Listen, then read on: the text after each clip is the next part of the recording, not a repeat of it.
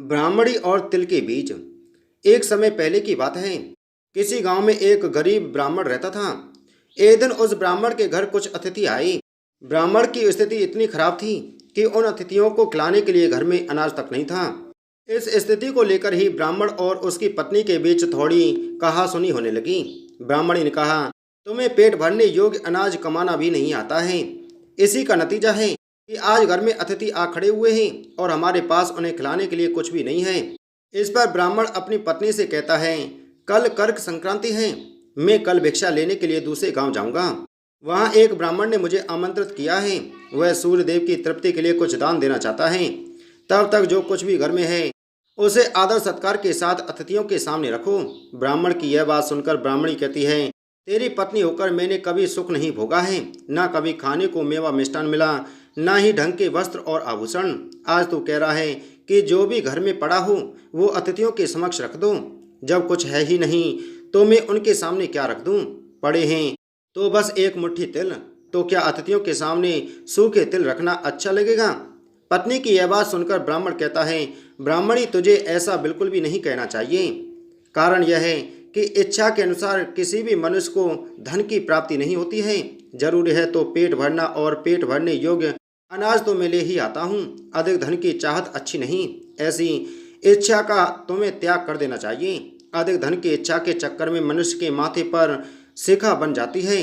माथे पर शिखा वाली बात सुन ब्राह्मणी बड़ी ही आश्चर्य से ब्राह्मण से पूछती है, अधिक धन की इच्छा में माथे पर शिखा हो जाती है?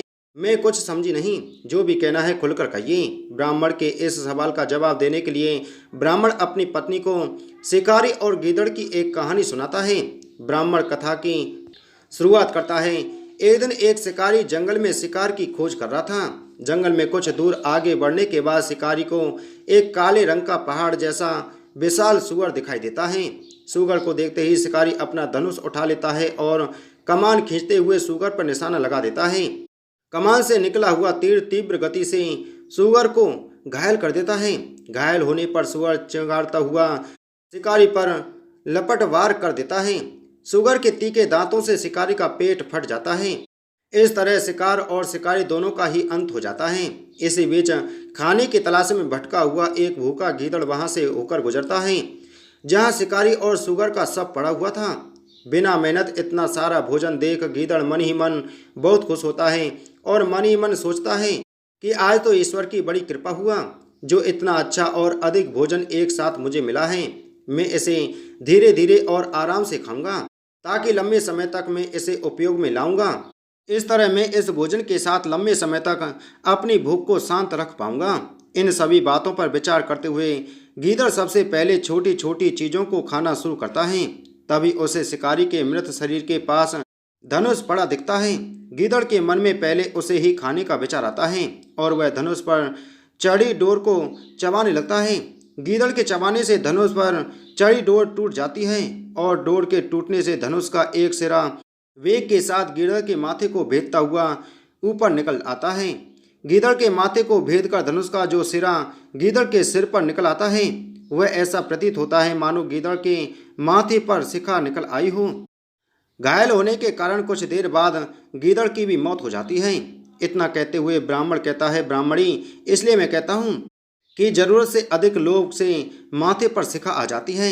यह कथा सुनने के बाद ब्राह्मणी कहती है, ठीक है, अगर ऐसी ही बात है तो घर में जो मुट्ठी भर तिल पड़े हैं उन्हीं को मैं अतिथियों को खिला देती हूँ। ब्राह्मणी की यह बात सुनकर ब्राह्मण संतुष्ट होता है और भिक्षा मांगने के लिए घर से बाहर निकल जाता है। वहीं ब्राह्मणी भी घर में पड़े तिल को धूप में सुखाने के लिए फैला देती है। तभी कहीं से एक कुत्ता आ जाता है और उन साफ तिलों पर पेशाब कर देता है, जिससे सभी तिल खराब हो जाते हैं। तिल के खराब हो जाने पर ब्राह्मणी काफ़ी परेशान हो जाती है और सोचती है, यही तो तिल थे जिन्हें पकाकर मैं अतिथियों को खिला सकती थी। अब मैं क्या करूं? काफ़ी देर सोचने के बाद ब्राह्मणी को एक तरीका सूझा। उसने सोचा कि अगर वह गंदे तिलों के बदले साफ तिल देने की बात कहेगी तो कोई भी आसानी से मान जाएगा। साथ ही किसी को भी इन तिलों के खराब होने की बात पता नहीं चलेगी। इस विचार के साथ वह उन तिलों को लेकर घर घर घूमने लगी। ब्राह्मणी की यह बात सुनकर एक महिला वह तिल लेने के लिए तैयार हो गई, लेकिन उस महिला का पुत्र अर्थशास्त्र पढ़ा हुआ था उसने अपनी माँ से कहा कि इन तिलों में जरूर कोई ना कोई खोट होगी, वरना कौन साफ सुथरे तिलों को गंदे तिलों के बदले देने के लिए तैयार होगा। पुत्र की यह बात सुनकर महिला ने ब्राह्मणी से तिलों को लेने से मना कर दिया। दोस्तों, इस कहानी से यह सीख मिलती है कि हमारे पास जो भी होता है हमें उसी में सुखी रहना चाहिए। किसी के पास ज़्यादा चीज़ देखकर दुखी नहीं होना चाहिए।